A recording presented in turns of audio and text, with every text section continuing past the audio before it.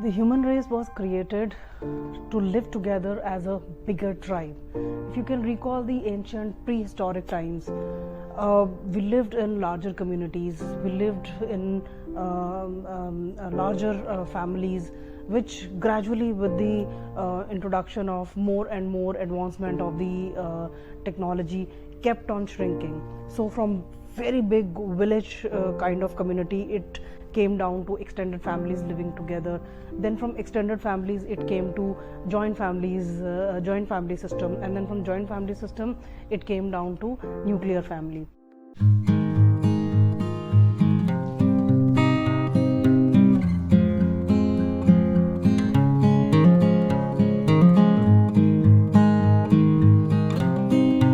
Today, in the current scenario, if you look at the nuclear family, there is a new setup which is coming up. Father staying in some other city, mother staying in some other city with kids. So the size of the families is shrinking day by day, whatever the reason could be. But the behavioral development of the child in those hunter and gather concept, the prehistoric times when we had this hunter and gather concept, the behavioral development during those times was dependent on not just parents, it was dependent on a lot of bigger community people, a lot of people staying together under one roof. And then gradually, as the family system kept shrinking, the dependence on developing the behavior of the kid started also shrinking. And today, if you look at today, we push our kids towards the daycare centers as early as when they are 1 year or 1.5 years old, which means that we are leaving them to develop their behavior from not just the parents. The parents have a very limited interaction. The main behavioral development is through peer group. So which is unlike the mammals that we have, that we are. We are not born to nurture each other. We are born to be nurtured by the caregivers. And the caregivers, apart from the parents, as I said earlier, in prehistoric times, there were a lot of other elders who would take care of people. Now here comes the theory of attachment and detachment. How?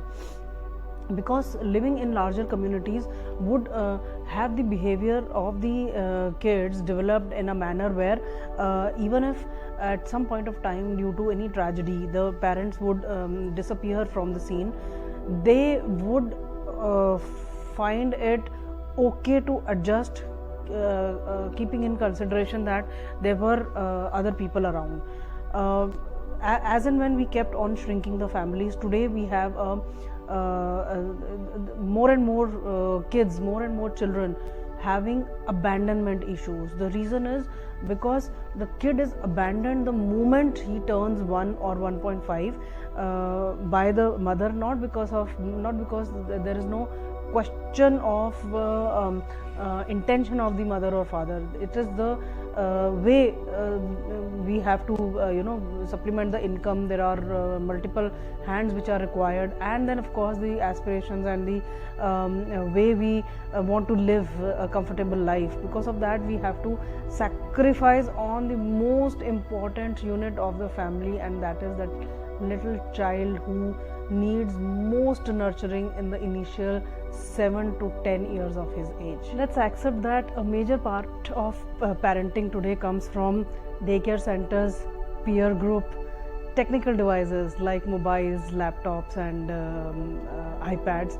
and less from parents bringing in their experience and their own input towards the behavioral development of the kids.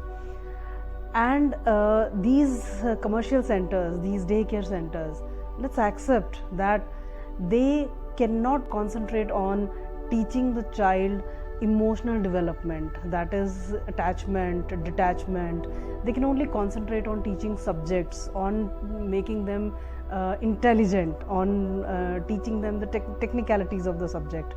In fact, even parents, if you look at the way parents look at their kids, the moment a kid is born, it's about intellectual development of the kid. So either the parents are living in past, this was done to me, my parents had given me this or had not given me this, or they are living in future. I want to make my son this, I want to make my daughter this, I want to. So it is basically either looking into the past or looking into the future without actually being present in the present, without giving time, effort, energy, emotions in the present time to the kids. So while making them intellectuals, we are ignoring how to develop their conscious, curious, independent thinking. While making them isolated, we are ignoring the understanding of how to attach themselves emotionally with the people around them, including peers or their parents or their grandparents. We are not able to teach them attachment and detachment, to go through these process in a healthy manner, to attach with people in a healthy manner and to detach with people in a healthy manner. We are just teaching them how to remain isolated while finding peace in electronic devices like mobile phones, while finding peace in gamings, while finding peace in more and more social media. So we are not able to build that conscious thinking in our children. Let's accept that even the most educated parents, with the right intention, with the purest of intentions to bring up and raise their children in the right manner, may fail as a parent, because we all ourselves are carrying so much of emotional trauma, emotional baggage from our own past. How can we teach our kids to not get traumatized? This is one area which is totally, absolutely overlooked by all the parents, which is never a part of healthy parenting. Therefore, we focus on disciplining our kids, telling them what to do, what not to do, only focusing on developing their intellectual development, while completely ignoring the fact that, am I mature enough to actually even teach my kid what to do and what not to do? Am I myself non-traumatized? Let's accept that trauma happens. Trauma, as per the research, can happen even when a child who's crying and is not being picked up by the mother may get an abandonment issue or may feel unseen, unheard, and may carry this trauma when he becomes an adult. So there are several complex issues which we must keep in mind while trying to be a good parent. Parenting is not simply a role, it's a relationship. Most of us take it up as a role because I have become a parent, so it's a role for me. A stepmother can be a better parent if she develops that relationship which is emotionally connected with the child. And a real mother cannot, maybe, I'm just giving a metaphor, a real mother may not turn out to be a good mother because she has not been able to develop that relationship despite having the role of a mother. So parenting is something where in today's fast-paced, complex world, we need to change the way we think about parenting. It's no longer the same. It's few years back, parenting was something which was natural. It could come naturally, and that too because we did not have so much of knowledge about it. We carried, our parents, our ancestors carried their trauma and threw it on us without even their own realizing that something that they had learned might be wrong. So without unlearning that, they sort of vomited that on us. And today when we have learned that, without again going within and trying to change that learning, we are passing on the same torch to the next generation. So are we failing as a parent? Yes, to a great extent, despite our best intention to raise perfectly emotionally healthy kids, we are to a great extent failing as a parent. Tell me, what is the qualification needed to become a parent? The only milestone which is required to become a parent is marriage or a relationship. We just get married, we become a parent, there is no qualification, no skill required, no certification, and we start inflicting our unresolved wounds onto our kids. We do not address our own core wounds, we do not resolve our own baggages, emotional baggages, and we start pouring out the same egos, the same angers, the same anxieties, the same unresolved issues that we have, and make them a part of the bigger rat race. So we are churning kids with a lot of emotional traumas. We are ourselves causing, without knowing that we are causing so much of emotional trauma in our kids. We keep selling the same delusion that we were fed from our parents. We keep selling it to our kids. We keep assuming that our kids should be in our control. They should be disciplined. In the name of discipline, we want them to be in our control. We want them to obey us. We want them to become obedient. And in that obedience, we want them to not get empowered without even our realization. We want them to obey us completely. Otherwise, what will happen is we'll withdraw love. Withdraw, such an important word. In most of the cases, without even our knowing, we are implicitly giving a message to our kids day and night that if you do this, you'll get a lot of love from me. If you don't do this, you'll not get love from me. Withdrawal. We are telling them the technique of withdrawal, that love is conditional, love is not unconditional. So are we able to teach them that whether you score good marks or not, whether you get good grades or not, whether you excel in your sports or academics or not, we are going to unconditionally love you? No. We are implicitly giving them a message. Even in some cases explicitly, some of the parents are giving a message that only if you do this, I'm going to love you, else my love is conditional. As per Dr. Gabor Mate, most of us as parents live in a permissive mode. So the child should seek permission before doing anything. We are not able to empower our kids. We are giving them the permission to eat certain things at a certain point of time, drink certain things at a certain point of time. The kind of language and the kind of tone that we are using is not empowering, it is permissive. So we are making either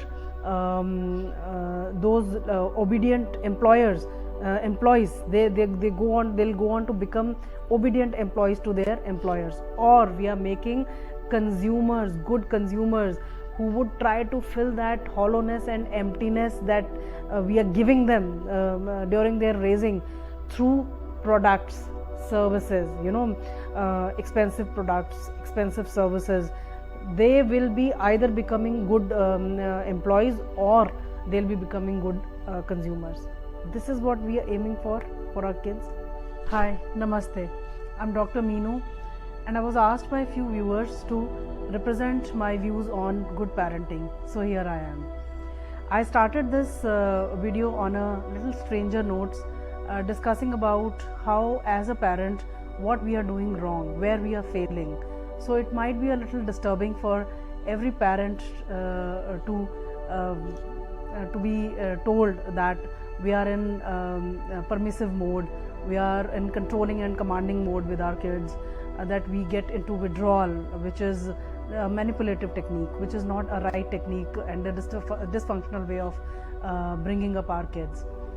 But that's how it is, because in most of the forums, when you study about, learn about good parenting, it is usually told as to, as a parent, what you can give to the kids. Rarely it is taught as a parent what you can give to yourself first. Are we parented well by our parents? And if not, do we need to reparent ourselves? And that is where the real parenting starts. Just as I mentioned, parenting is not something where we get some certification from, we learn the skill, or we are taught how to parent the kids. So therefore it is important at some stage, at some point of time, to learn the right way of parenting. We are all behaving in a robotic mode, in a mechanized form. The self-limiting beliefs that we learnt from our parents, and our parents learnt from their parents, they learnt from their parents. So it is a generational thing, from one generation to another. Anything which is passed on from one generation to another is just absorbed and passed on to the next generation, without even analyzing whether it is the right thing or not. Because in some of the cases, I just want you to take a moment, go back to your childhood. We rarely, when we talk about our childhood, we usually talk about the good things.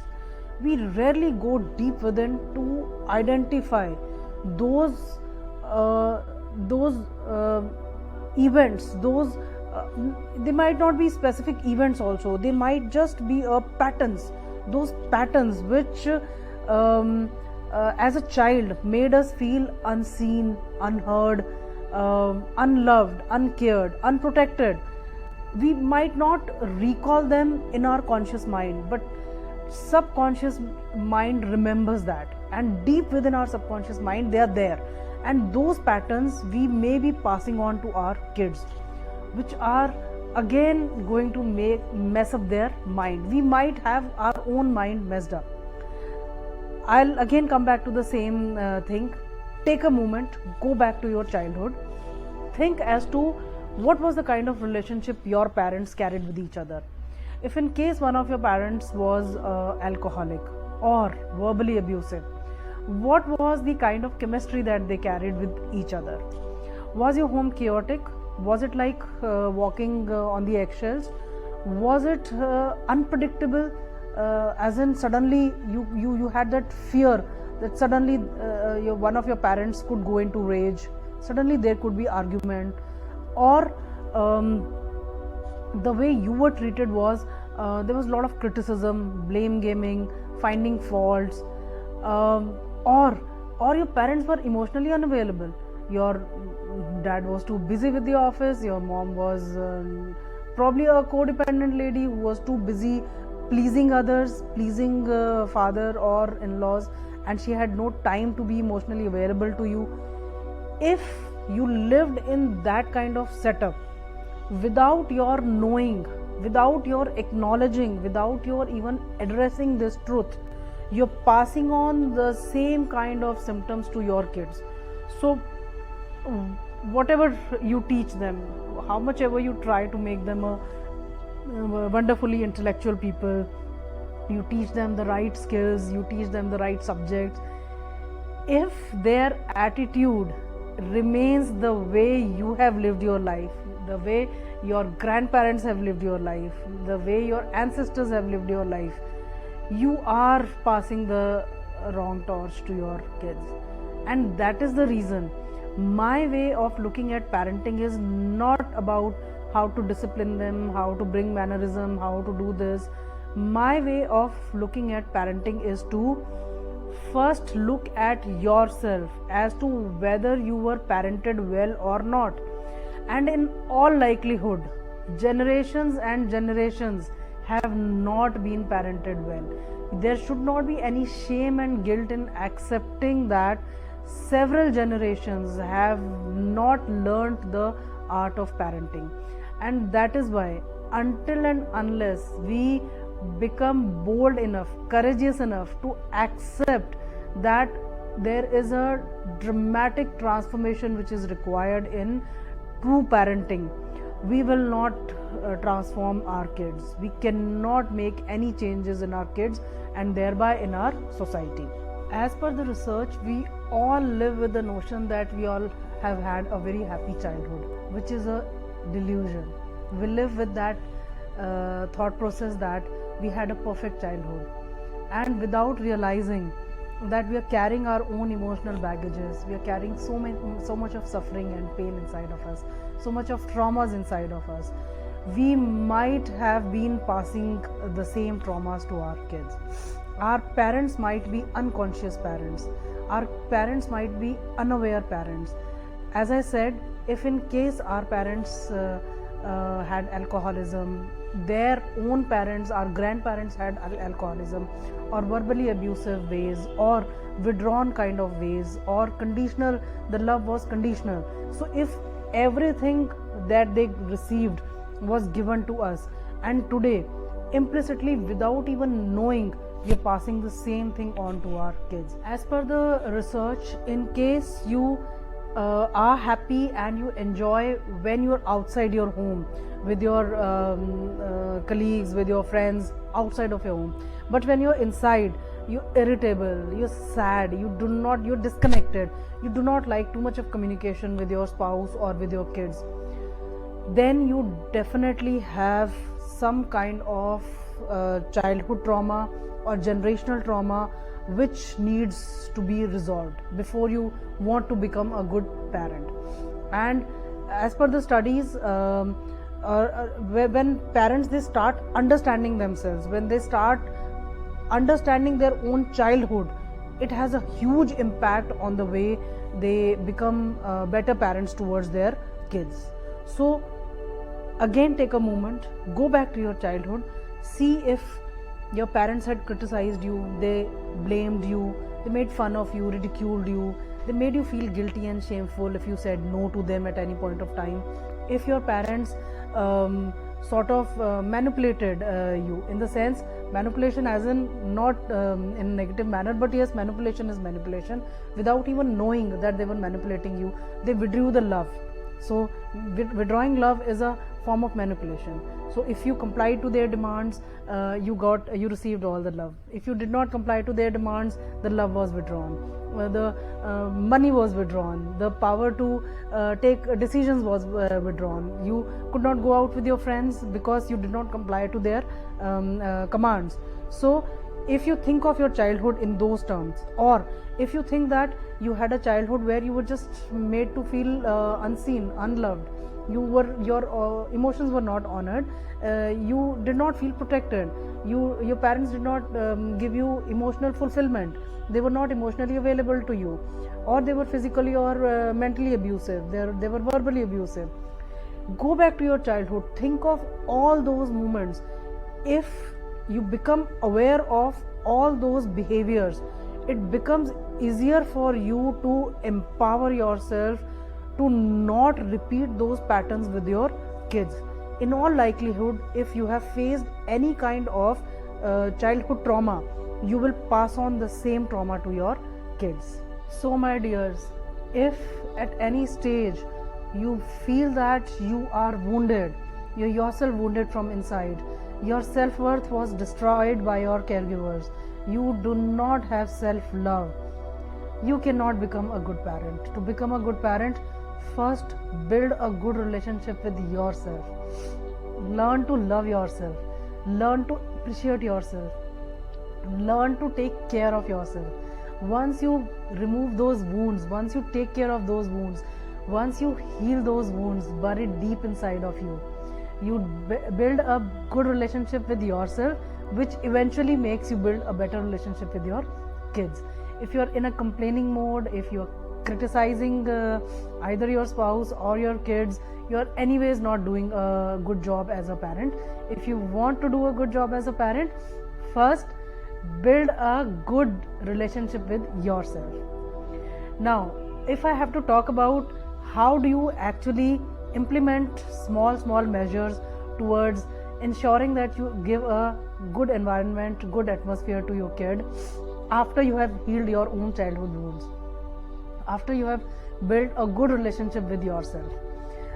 As per the studies, one very important thing that all parents need to remember is that do not be stressed in front of your kids. Your stress is absorbed by your kids. It is not only observed, it is absorbed like a sponge by your kids. as a kid you also might have absorbed the stress of your parents. If your parents were overstressed, automatically without even your knowing you absorb that stress, and that absorption of stress leads to the kid thinking, imagining and assuming that there is some fault with my presence, that my parents are stressed, and therefore the child grows up as an adult who's full of guilt, shame and fear, and these are not healthy emotions. These emotions in any case sabotages the entire relationship that he has either in his office sphere or in home with his spouse. If you want him to build healthy relationships in the future, make sure that whatever stress you carry from your office remains outside the door. It should never be carried in your home. One thing. Secondly, learn to express your love, your care in a authentic and consistent way. Your kids should not get messages that only certain kind of behavior, only certain kind of appreciation, certificates, accolades would bring that smile on your face, and the love can be received only in certain conditions. Let the love be consistent. If he commits mistake, still love him. If he falls down, wounds himself, still love him. Do not get into fault finding. It's so easy to find faults. If he goes to the park, comes back injured, the first thing that most of the parents would say, I told you not to go to the park. See, you injured yourself. Now this is going to pain you for next 1 week. No, that is not the way to love. The real way to love is, it's okay, you messed it up. Now just relax. It will take 1 week to heal, but it will heal. Just relax. The communication, the way we communicate with our kids need to change. It should be acceptable. Whatever you do is acceptable. Whatever mistake, the kid should have courage to come to you. Even if he has committed some mistake outside, he should have the courage to come and discuss with you that I messed it up, and you should just look at him and say, fine, it's okay if you messed it up. Now tell, what is the next plan of action? How do you propose to clean it up? You know, that kind of empowered communication should come from your side. So and this happens only when you learn whole of yourself. When you understand that you are full of flaws, you already have so many flaws, you have committed so many mistakes in the past, you are still committing mistake in the present, you may still commit mistakes in the future. We all are human beings. We are not born for perfection. We are all full of flaws. Once you start accepting yourself with all those flaws, once you start loving yourself with all those flaws, once you develop high self-worth, you look at your kids in a very different manner. You do not have to put up any face. Nobody has to teach you as to how to handle your kids. You will yourself know that you are more acceptable of their behavior, that you do not judge them, that you do not complain about their behavior, that you do not expect them to get into certain kind of mold to be good, to become a good kid in front of you. All that comes only once you fall in love with yourself. So self-love. Do not be stressed. Fall in love with yourself. These two are the most important ways that you can begin to build that healthy relationship with your kid. There are several ways in which you can create that healthy atmosphere. You can build your relationship with your kids, and you can help them build a healthy mind. Another way of doing this is very difficult thing to do, because once you live 24/7 with your spouse, there are chances of faulting. Your spouse may also fault, you may also fault at times, but come what may, do not criticize or devalue your spouse in front of your kids. This way you are giving a subtle message to your kids that judging others is okay, finding faults in others is okay. You're also implicitly giving a message to your kid that this is the way he has to treat others when he grows up. So come what may, do not disrespect your spouse in front of your kids. Last and the most important thing which you must keep in mind when you want to build healthy relationships with your kids, and also when you want to build healthy minds, behavioral development of your kid, is keeping in mind that do not push your own emotions, your own feelings, your own ideas, your own belief system into them. Do not do that.